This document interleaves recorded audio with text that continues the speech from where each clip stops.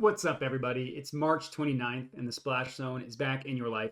I'm Matt Modai, and I have 4 NBA player props for tonight's NBA betting slate. Pretty big slate of games, not a good slate, but at least a big one.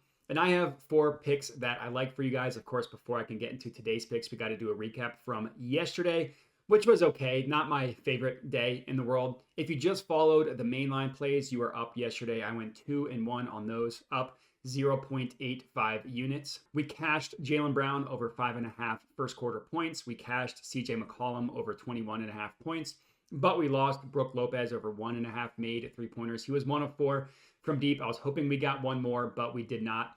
Unfortunately, the bad part of yesterday was we went 0-3 on our ladder plays. CJ McCollum didn't make 4 or 5 3-pointers, and obviously Brook Lopez didn't make 3. So if you followed everything, you were down less than a unit yesterday. If you just followed the ladder plays, you are not happy.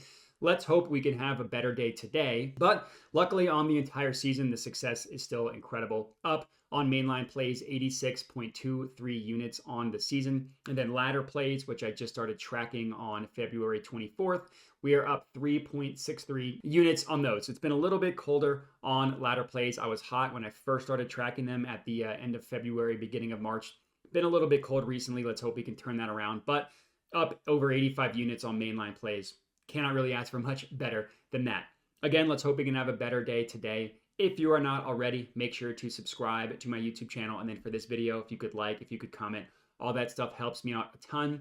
But that's enough of that. Let's get into today's slate. Let's see if we can splash around and get wet. The first play that we are going to go ahead and lock in here is in the Pistons versus Wizards game. And I'm taking Jaylen Duren over 11.5 rebounds, minus 130 odds at bet 365. So here we go again. Another center rebound prop against the Wizards. This time we're taking, I keep saying jaking because of Jaylen Duren. We're taking Jaylen Duren over 11.5. Minus 130 odds, I admittedly don't love. That's the steepest that I like to go. But because I liked this play so much, I was willing to eat the juice on this one. Most books price this at 12.5, and like Caesars priced it at 12.5 and had it priced at minus 129. So we are getting a good play from an odds perspective. And if you were watching this and you cannot get the 11.5 number anymore, I would take it at 12.5 as long as you can get plus money. Those of you that have been tuning into my channel are probably sick of hearing these stats by now. I think it's 3 straight Wizards games I've taken the center rebound prop over, but it's cashed in all those games as well. So we're going back to the well. And if you didn't watch those videos, here's what I mean when I'm talking about why we take so many center rebound props against the Wizards. So on the entire season, the Wizards are allowing the most rebounds per game to centers by far. They're allowing 18 rebounds per game. Now keep in mind that includes both starters and backups alike. If you are listed as a center, that's what's going into these numbers. The next closest team on the entire season, massive sample size of games, is at 16.2. So they're at 18-point game. The next closest team is almost 2 full rebounds lower at 16.2. If you look recently at the last 30 days, they are a little bit better, allowing 17.6 rebounds per game to centers. So mildly better, not really anything dramatic. And that number is the second worst in the entire NBA. Unsurprisingly, this is looking at the entire season. The Wizards are allowing the most rebounds per game, specifically to Jaylen Duren's rebounding profile. That's per Courtside Pal, which doesn't just look at the position, but looks at their style as well. Unsurprisingly, a center, the Wizards are the best matchup for Jaylen Duren's rebounding style. 5 of the last 6 centers against the Wizards have cashed their rebound prop over. The only one that missed in this small 6-player stretch was the backup center for the Nets, Daron Sharp. He had 5 rebounds. His over-under was 5.5. But their starting center in that game was Nick Claxton, and he had 13 rebounds on an over-under of 10.5. Granted, that game did go into overtime, but he still cashed the over, and he cashed that play for us as well.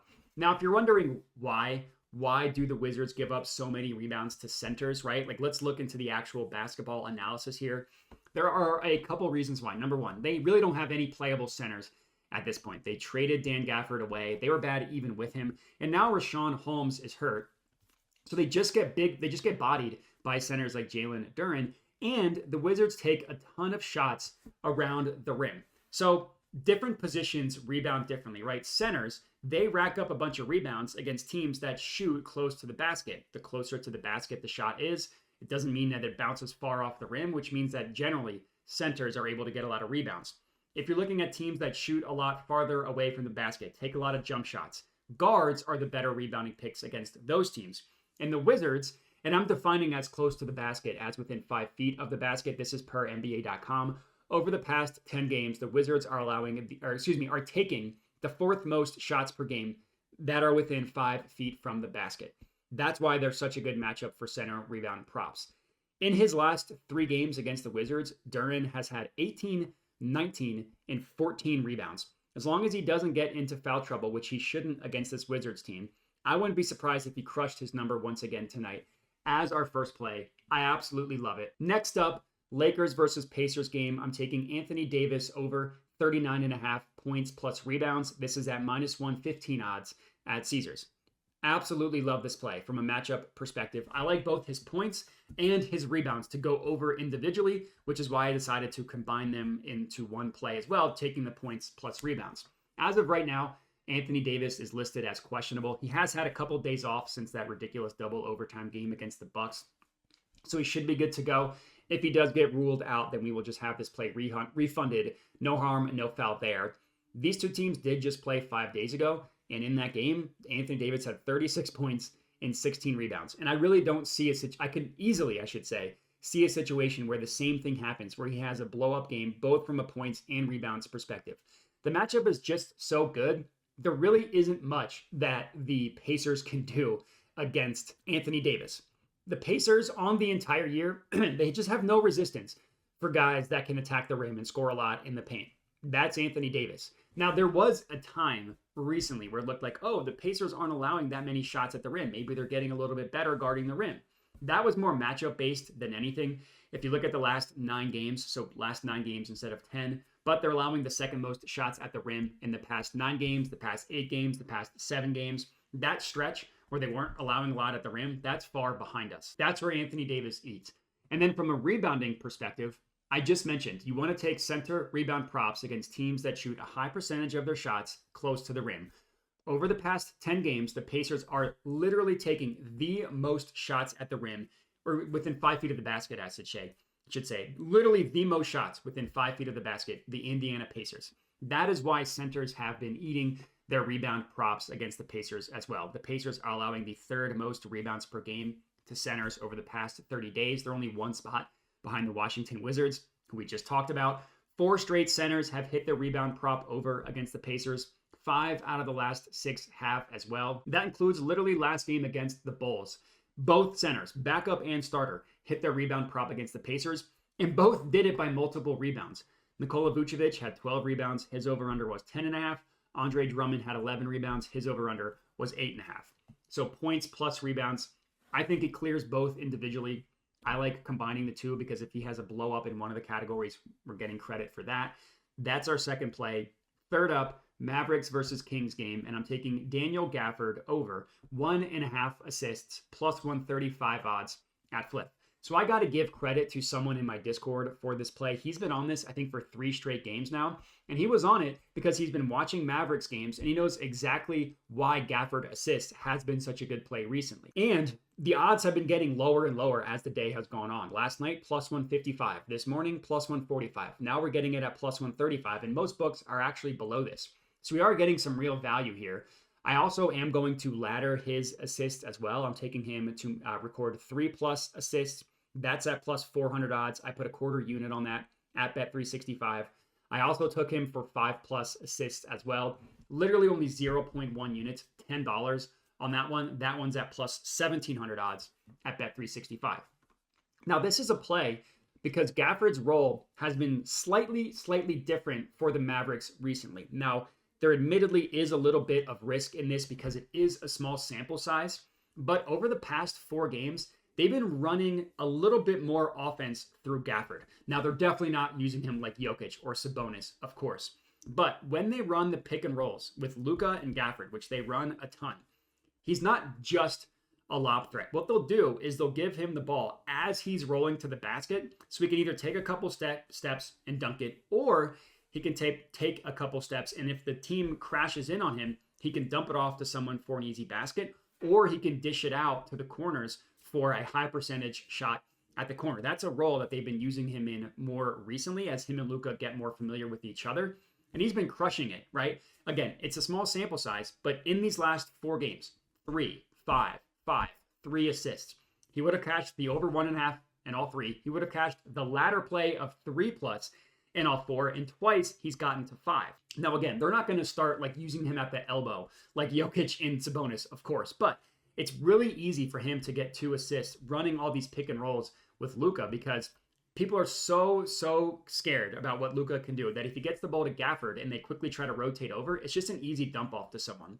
This is a trend that I expect to continue for Daniel Gafford.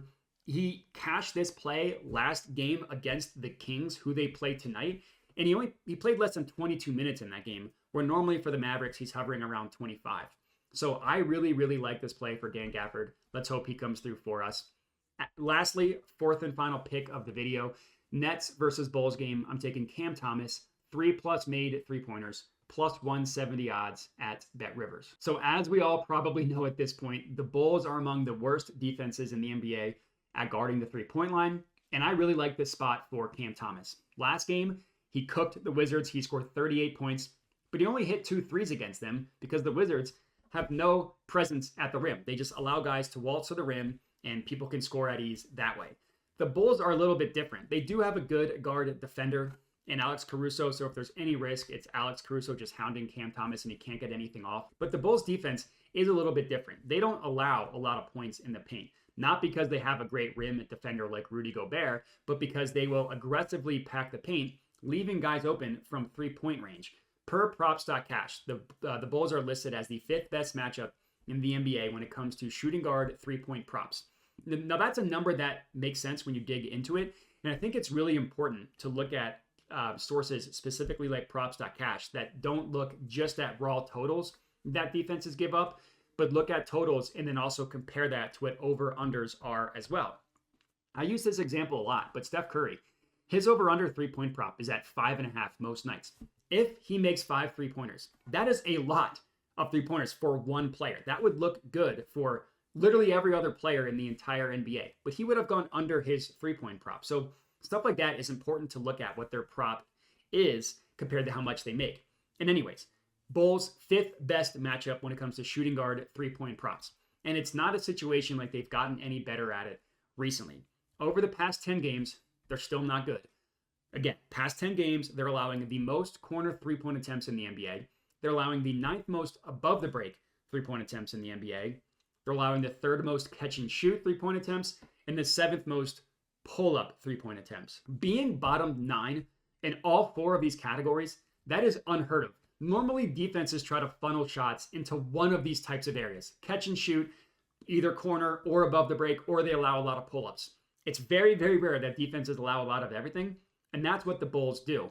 And as for Cam Thomas, over the past 10 games, he leads the Nets in 3-point attempts above the break. He leads the Nets in both made and attempted pull-up 3-pointers as well. Cam had a stretch recently where he cashed 3 or more 3-pointers in 3 straight games.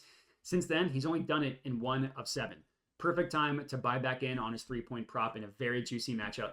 And that's all we got. 4 bangers for you guys to lock in. Make sure to like the video, comment, subscribe, all that good stuff. And the last thing that I'll mention, I mention it at the end of every video, is that I do have a Dub Club.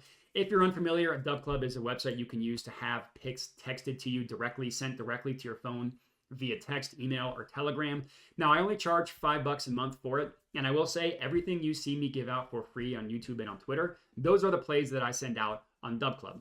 The reason why I even have it in the first place is not everybody cares about the YouTube videos, or not everybody has time to watch them, or by the time people do watch the YouTube videos, the odds have changed. So I charge a little bit, $5 a month, to send everything out on Dub Club, so you can just get everything sent directly to your phone. Not need to worry about using Twitter, not need to worry about watching the YouTube videos. If you want to tail, just get everything sent to you for $5 a month, or you can just use the best price of free, get everything for free on YouTube and on Twitter. Either way is fine with me, and that's all we got. Appreciate everybody for watching, and have a good one.